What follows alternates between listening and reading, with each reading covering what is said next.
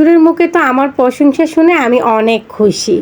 কারণ নিজেদের আপনজনগুলো যখন কিনু খাবার খেয়ে প্রশংসা করে তখন কিন্তু অনেক ভালো লাগে। আজকের এই পুডিংটা আমার ভাসুরে খেয়ে বলতেছিল আলহামদুলিল্লাহ, ভিতরটা একদম ঠান্ডা হয়ে গিয়েছে এরকম মজাদার একটি পুডিং খেয়ে। তো আসসালামু আলাইকুম, কেমন আছেন আমার প্রিয় ভাই ও বোনেরা? আশা করি সকলে ভালো আছেন। আলহামদুলিল্লাহ আমিও ভালো আছি। আপনাদের ভাইয়া রাত্রে 10টার দিকে প্রচুর গরম লাগতেছিল, সেজন্য কিনে নিয়ে আসলো গিয়ে একটি ডাব। আমি বললাম ডাবের পানিটা এমনি খাওয়া থেকে চলো একটি পুডিং বানিয়ে নিই। বললো ঠিক আছে তাহলে একটি পুডিং বানিয়ে নাও। দেখতেই পেরেছেন আমি ডাবটা কেটে নিয়েছি, আর অনেকটা পানি হয়েছে কিন্তু, কারণ বিশাল বড় ছিল ডাবটা। তারপর ডাবে একটু নারকেলও হয়েছে, নারকেলটা আপনাদের ভাইয়া উঠিয়ে নিচ্ছে। আর এদিকে দেখেন পুডিংটা বানানোর জন্য আমি আগার পাউডার দিয়ে দিলাম 1 চামচ।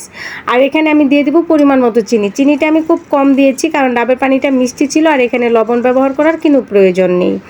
এইভাবে চুলাটা কিন্তু ধরানোর আগে এই আগার পাউডারটা দিয়ে নিতে হবে। তারপরে ভালোভাবে নেড়ে চেড়ে নিতে হবে যেন আগার পাউডারটা জমট না বেঁধে যায়, সেজন্য নাড়ার উপরেই থাকতে হবে। এভাবে নেড়ে চেড়ে নিতে। পুডিং কিন্তু আমরা অনেকেই খেয়েছি, তারপরেও আমি ভিডিওটা আজকে আপনাদের মাঝে শেয়ার করলাম। যারা খান নাই তারা কিন্তু একবার তৈরি করে খেতে পারেন। ডাবের পানি থেকে ডাবের পুডিংটা খেতে কিন্তু বেশি ভালো লাগে। আর আমি দেখেন যে ডাবের ভিতরে নারকেলটা হয়েছিল সেটা ছোট ছোট করে কেটে নিয়েছি। এইভাবে আমি দেখেন দিয়ে দিচ্ছি এটার ভিতরে ডাবের যে নারকেলটা সেটা। আর আমি একটি মূল নিয়েছি, যে চকলেট বানানোর মূলগুলো হয় সেগুলো নিয়ে এটাতে ছোট ছোট করে কেটে দিচ্ছি নারকেল। কারণ বাচ্চারা কিন্তু এরকম চকলেট টাইপের যে মূলগুলো এগুলোতে পুডিংগুলো বানিয়ে দিলে বেশি খুশি হয়। আমি একটু সুন্দরের জন্য বাচ্চাদেরকে আনন্দ দেওয়ার জন্য বানিয়ে নিচ্ছি। তারপরে দেখেন আমার কিন্তু এটা হয়ে গিয়েছে।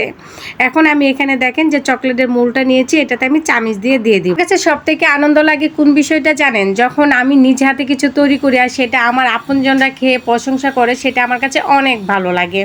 তো আমার ভাসুর আসার 5 মিনিট আগেই আমি এটা ফ্রিজে রেখেছিলাম। এটা কিন্তু ভালোভাবে শক্ত হয় নাই, তার আগে আমার ভাসুর চলে এসেছিল। মাত্র 5 মিনিট রাখতে পেরেছিলাম আমি ফ্রিজে, এর ভিতরে আমি নামিয়ে নিয়েছি।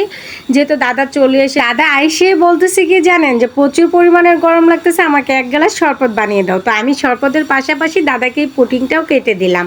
পুডিংটা একটু জমট কম বেঁধেছে, তাতে কি হয়েছে, স্বাদে তো আর কোনো অংশে কম না।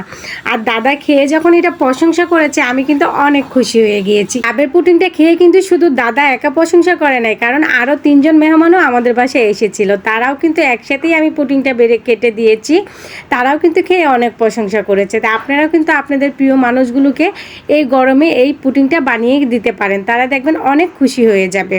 আর পুডিংটা বানাতে কিন্তু সময়ও লাগে না, কিন্তু পরিশ্রমও নেই।